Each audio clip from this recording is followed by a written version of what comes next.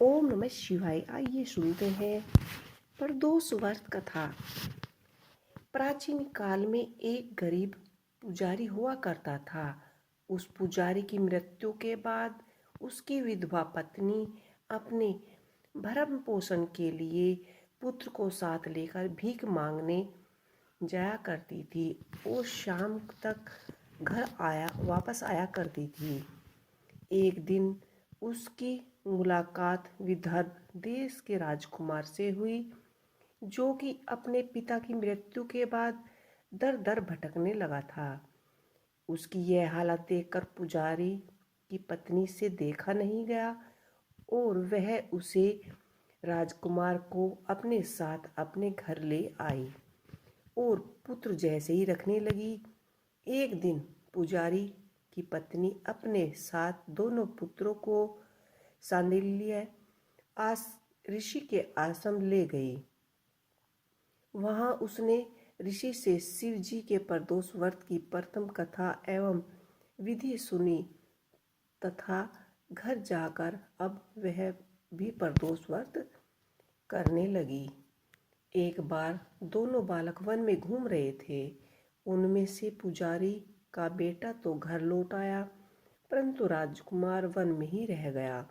उस राजकुमार ने गंधर्व कन्याओं को क्रीड़ा करते हुए देखा तो उसने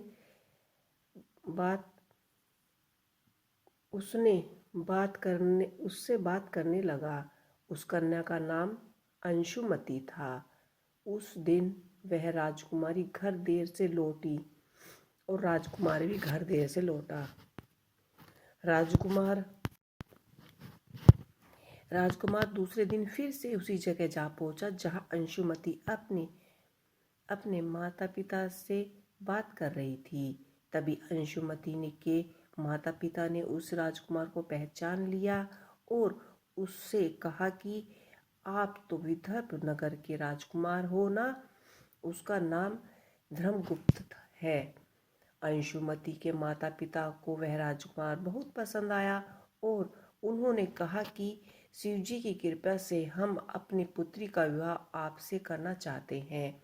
क्या आप इस विवाह के लिए तैयार हैं?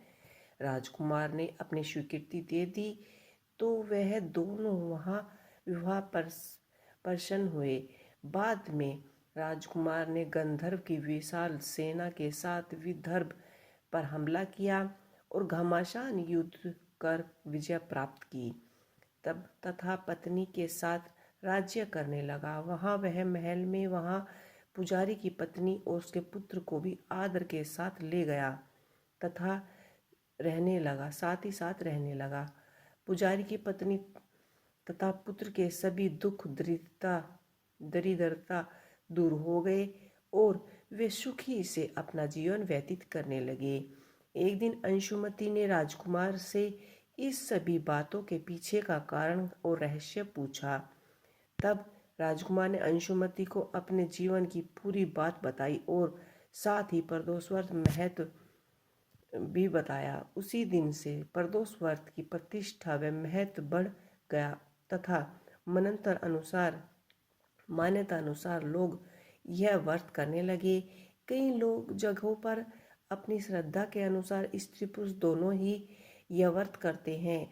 इस व्रत को करने से मनुष्य के सभी कष्ट और पाप नष्ट हो जाते हैं एवं मनुष्य को अभीष्टता की प्राप्ति होती है और सभी सुख संपत्ति की भी प्राप्ति होती है।